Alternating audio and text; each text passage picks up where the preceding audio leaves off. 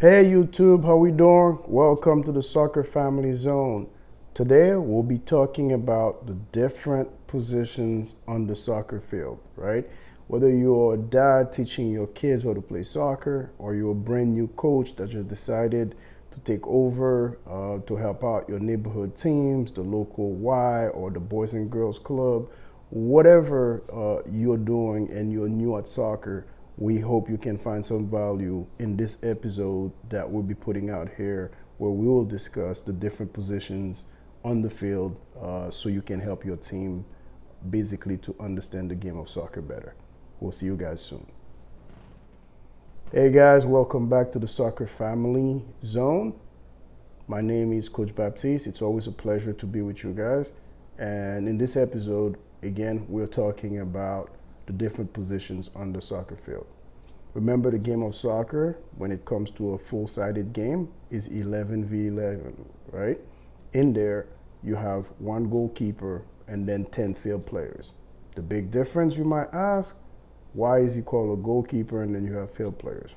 Well, this is extremely important, and this is why we are starting with the goalkeeper as the first position on the field today. Again, you're watching the Soccer Family Zone. This episode, we'll be talking about the position of goalkeeping. See you guys soon. All right, guys, welcome back. You're watching the Soccer Family Zone with Coach Baptiste. Today, we're talking about the goalkeeping position. We're not going to complicate it. What is it that's so special about a goalkeeper? Well, the goalkeeper in a game of soccer is the only player that is allowed to use their hands when it comes to picking up the ball or touching the ball in their 18-yard box, right? It's only there that they can do so. They cannot step outside of the box and touch it, and then direct free kick might be given to the opponent. It's very important to understand that, because very often we hear, well, the goalkeeper is the only one that can touch the ball. Not necessarily true, right? He's the only one that can touch it, or she's the only one that can touch it. Again, if they are within the designated area where they can touch the ball. This position is extremely important because this is a position where that player who's a goalkeeper is your last defender, your first attacker. Basically, it all depends on the situation, right? Well, the last defender is very self-explanatory, because after the opposition try to score on you, the goalkeeper's job is to prevent that from happening. They are allowed to jump, dive, and try to catch the ball at any given moment with the opponent shoot the ball or strike the ball trying to score. But what do we mean by that goalkeeper is the first attacker?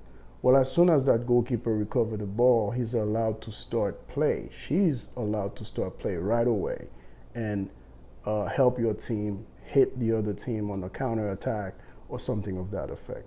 So it's very critical to understand the soccer field or the soccer team.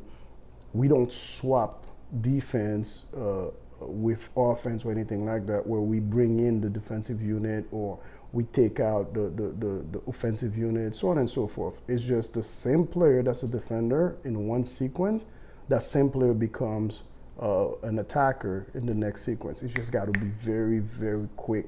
And teaching players from a very young age when it comes to that transitional aspect of the game is very important. Again, I don't want to lose anyone. I don't want to go too deep into this, but the goalkeeper is a very, very important position, again, from the standpoint that that player is your last defender, but they're your first attacker, and you have got to make sure you start conveying that, you start telling them that, you start teaching them that at a very young age, where they are not afraid to be very comfortable with their feet, because they have to be able to pass the ball, distributing the ball from the back. That doesn't mean playing in the back with the ball, passing the ball 10, 20 times or anything like that. It doesn't mean that. It's not a style preference. It's just reality that that particular player as a goalkeeper, especially in this day and age, they got to be able to use their feet. They got to be able to punt the ball, whether with their feet or using their hands. They have to be able to have a variety of skill set when it comes to helping their team out. So To recap real quick, as a goalkeeper, you have to have the mindset that you're the last defender and the first attacker. So you're always on your feet, you're always on your toes, you're always trying to be front-footed, which means you're always pushing forward, you're always trying to get the game going. As a result, you can help your team catch the opponent off guard. So if you have that mindset as a goalkeeper, you'll be golden. And as a coach, I hope that you can start building your team with a player of sort that understands the game of soccer starts with them. Again, last defender, first attacker. That is the position of goalkeeping. The name is Coach Baptiste. Always a pleasure. Thank you for watching the Soccer Family Zone.